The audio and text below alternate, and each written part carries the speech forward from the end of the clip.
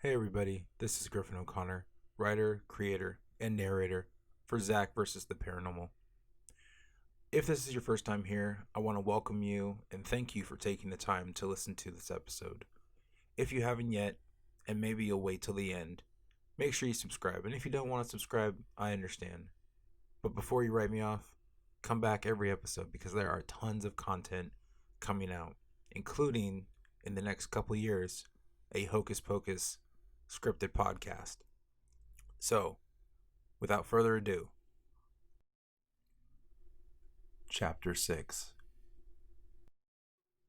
Back at Zack's, Zack and Will set their sights on Zack's house. Before they made a move, the two of them peeked outside to look out for any unwanted visitors. "Looks like the coast is clear," Will proclaimed, inching his foot to start towards the house. "Yeah, well, I've been duped before," Zack replied, following loosely behind Will. A heavy fog set in on the streets of Middleton, nearly rising high enough to only see the streetlights come through. The town was cast with a dense gray sky and a chill factor no human could bear to stand. Zack and Will snuck through Zack's backyard, keeping a close eye out for any drones, or zombies as Zack likes to call them. "This way," Zack whispered, ushering Will to follow behind him. As the two quietly made their way to the shed in the backyard, a pair of devilish eyes kept a close watch, unbeknownst to Zack and Will. Will tiptoed and stepped over everything he could see on the ground, not paying any attention to the rest of his surroundings. He crashed into a shovel left on the floor, nearly falling. "Shh!" Zack shouted intensely. Will looked at him with a dumbfounded expression on his face. "So sorry. Maybe if you guys cleaned up once in a while," Will said, dusting himself off. Zack looked everywhere around the shed. "What are you looking for?" Will asked. "Batteries," Zack answered without thinking another second. "Wouldn't they be, I don't know, in the camera?" Will snarled. "Oh, wow! Brilliant thinking, genius! Like I hadn't thought of that!" Zack shot back, the two practically nose to nose. "I'm just saying, you really think batteries are going to do the trick?" "Miss Lippenstein said she got in through some sort of portal in the camera." "A portal in the camera? Are you listening to yourself?" "I'm trying, but I can't hear myself over all of your..." Before Zack could reply, something had occurred to him that he hadn't thought of before. He looked over and noticed a mirror standing upright in the corner. "That's it!" Zack shouted, standing up straight with his index finger pointed straight up. "Shh, what's it?" Will whispered, cowering, ushering for Zack to keep his voice down as not to alert any unwanted guests. "Microwaves," Zack replied. "Microwaves? Like stuff to cook chowder in?" "Yes," Zack answered, with exhaustion. "What does microwaves have to do with all of this?" Will asked. Zack never got the chance to answer. An alarming noise from the outside drew their attention. "We gotta move," Zack instructed, moving past Will quickly, grabbing the camera and sneaking out as quiet as possible. "Okay, it's clear." Back at the school, a purple and gooey green light polluted the air above. Zack and Will slickly made their way to the back of the school, careful not to be seen by the awaiting horde of townsfolk surrounding the front entrance. When Zack and Will slipped through an open window, they instantly smelt a foul odor. It smelled like a cross between old gym socks and broccoli, two of Zack's least favorite things. Ignoring the odor as best they could, a glimmering yellow light reflecting from under the gym doors caught their attention. "Look, over there," Will pointed out to Zack, who then noticed the light himself. It appeared to be generating from something. Zack and Will started to approach the door, until Zack had decided they needed to find a better way to observe what was causing the light, just in case it was a trap or something. "Ugh, it smells like stinky fish in here," Will complained as he crawled behind Zack through the school's air vents. Zack ignored his complaint, instead shushing him to stay quiet.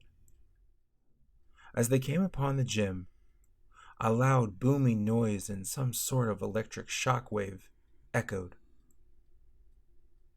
Zack couldn't believe his eyes. When he peered through the small lining of the vents, a bright yellow aura and the striking of lightning coursed through the gymnasium, with Miss Lippenstein and the rest of her followers surrounding it, like as though worshipping it. "What is that?" Will asked, as he peered over Zack's shoulder looking through the vents. Zack tried to look closer. "I don't know. Some kind of electromagnetic storm?"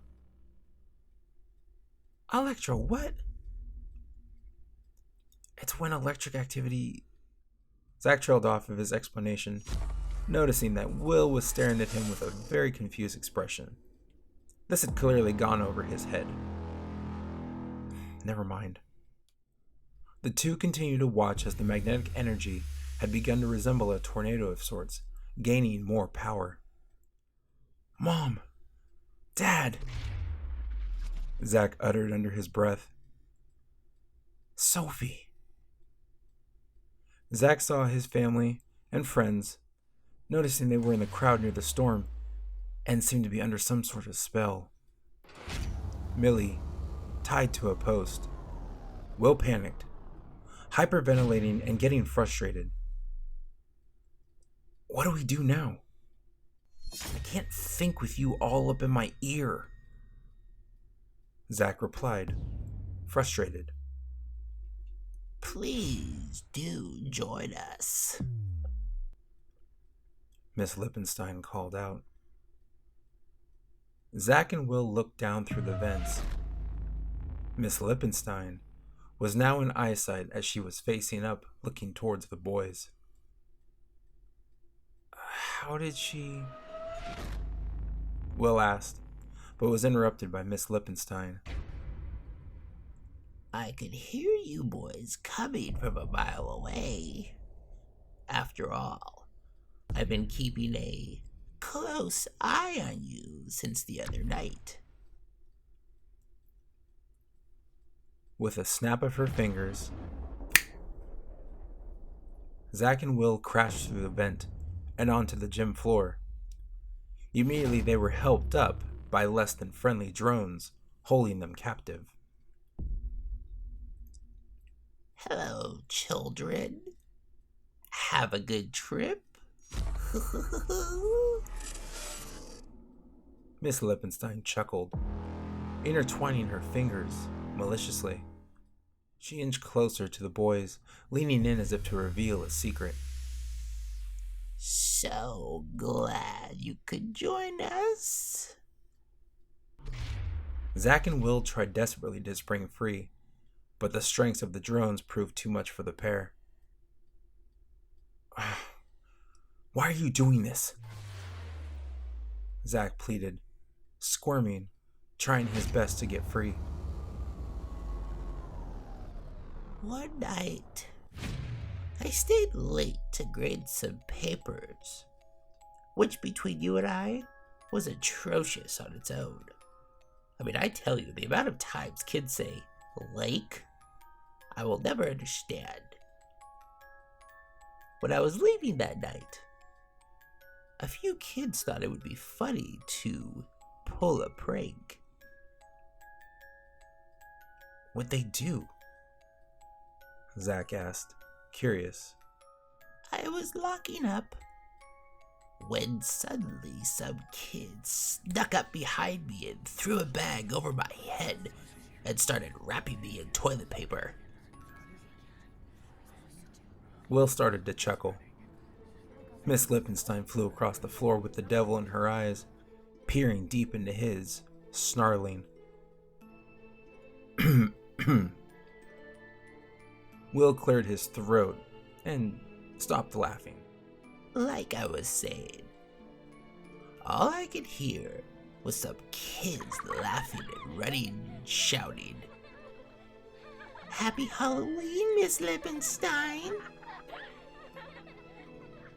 I tripped over one of those roller skates and fell down a flight of stairs. That really sucks, Zack said. He had actually started to feel pain Lippenstein had been caused. I'm really sorry that happened. But those kids are probably long gone in some other town by now. That's where you're wrong, Miss Lippenstein growled. She peered over at Zack and Sophie's parents, pointing with her bony finger. Zack had taken notice. His eyes grew to the size of the moon. No way, he exclaimed. My parents? But they're so boring. They watch the news. Sophie's parents are like scientists or something. No way they could do something like that. Miss Lippenstein made her way to Zack's parents, malevolently whisking herself around them as she told the two boys a story.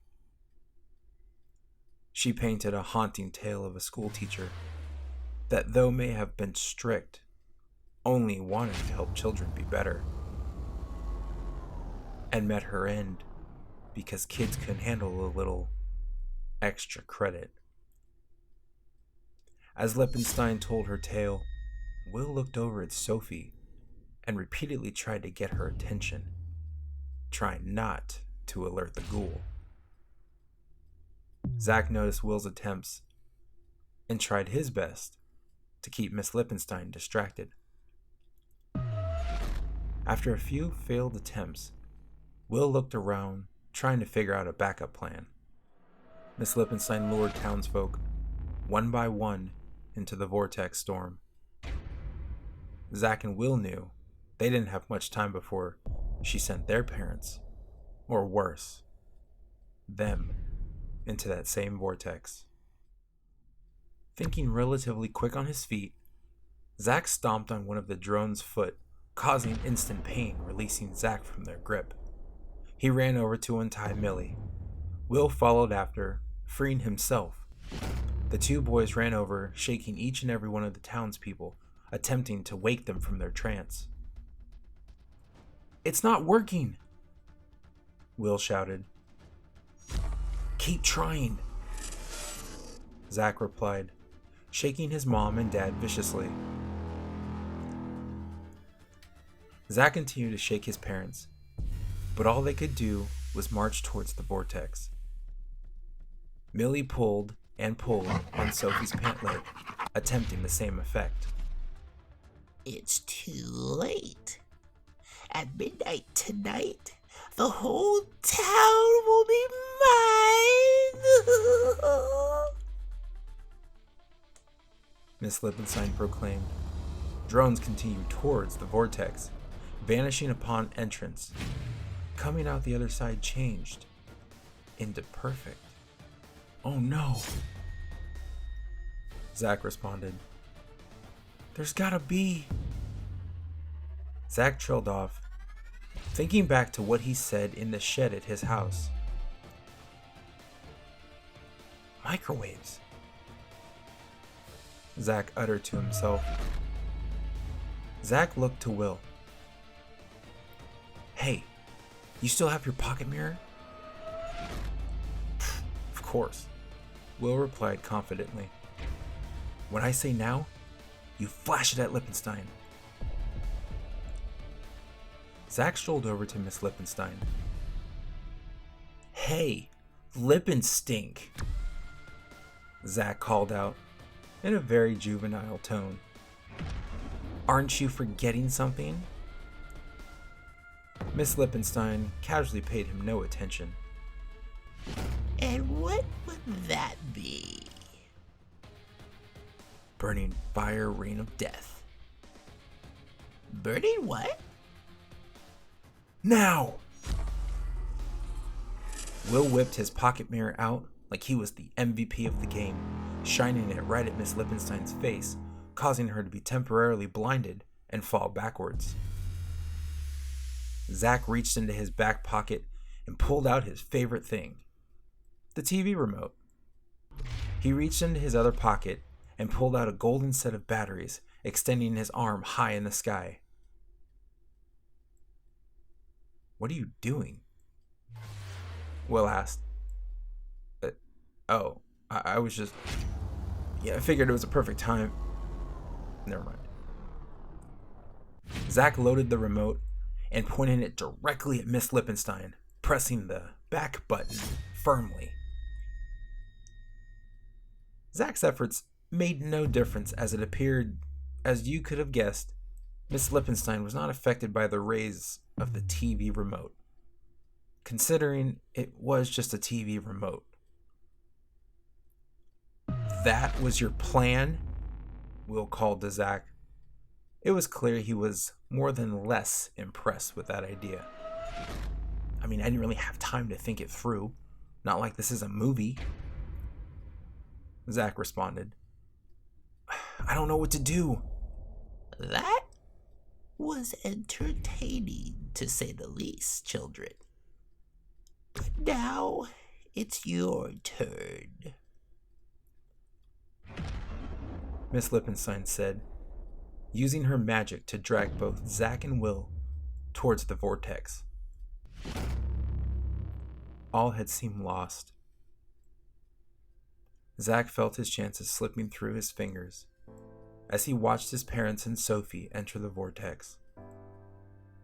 He looked back for a glimpse of hope, and in that very moment, his eyes met with Millie's.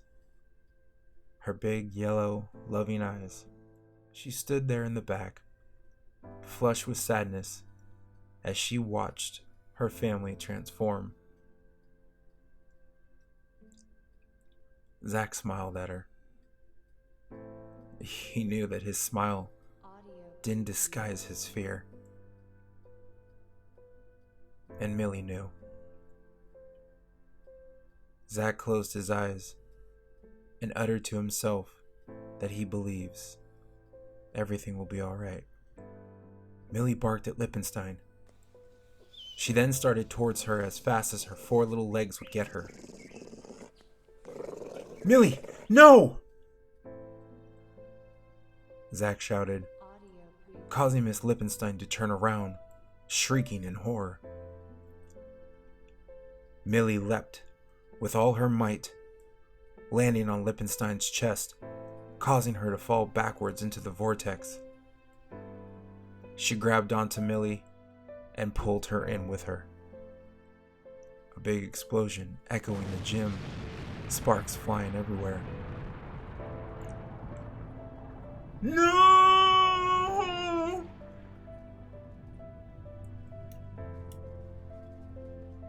Zack screamed out. He fell to his knees, staring at the now vanished abyss where the vortex was. Everyone else began to shake their trances, hugging and comforting one another. Zack's parents approached, hugging him tightly and being thankful he's okay. Zack returned the gesture, but he couldn't help but fixate on Millie. Sophie rushed over to hug Zack, the two exchanging words of reassurance and comfort, Will not too far from them.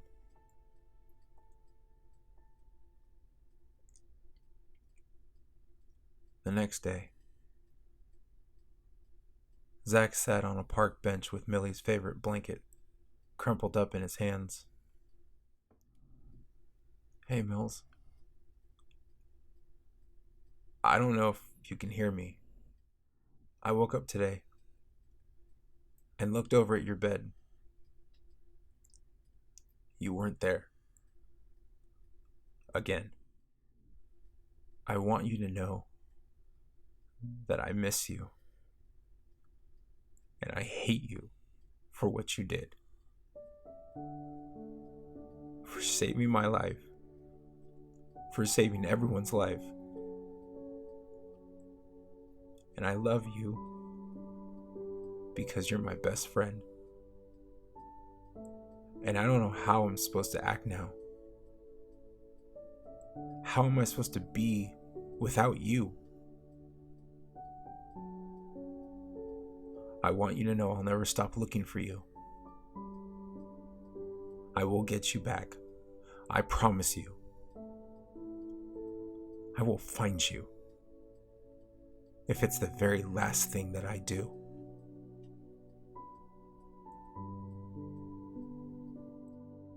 Zack sat there for another moment, wiping away tears.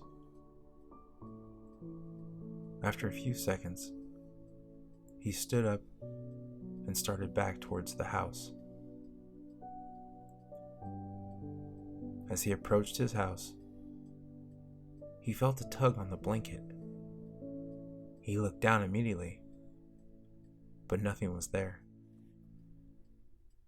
Is anyone there? He called out, looking around.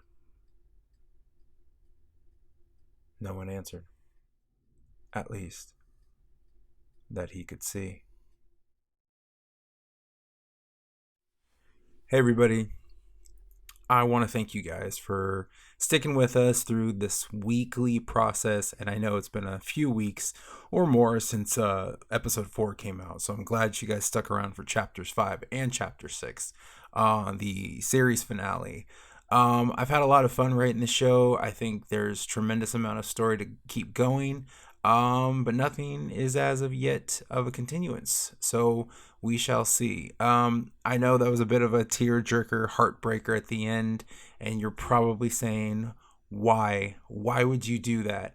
And as anyone that knows me knows that I am a huge animal lover, and that I've always believed that animals will sacrifice the ultimate for us, unlike humans usually. And Millie is a real dog. She is also my dog, and she is one of the best things in my life. And I know that if it was me in a dire situation, she would go to the ends of the earth to protect me. So when I started writing this, I thought, we always see the best friend as a girl or a boy or something like that, but we don't rarely see it as the dog, except for if you're talking about Shaggy and Scooby. But in this case, I wanted it to really show that although Sophie was mentioned a lot more, Millie has always been his best friend, always been there for him through the good times and the bad. So I don't know where Millie is. Hopefully she's in a better place. We'll just have to wait and see. On the other end, season 2 of Eerie Tales from the Darkness podcast is now available. Episode 1. So please head on over to that channel and catch up on all things eerie.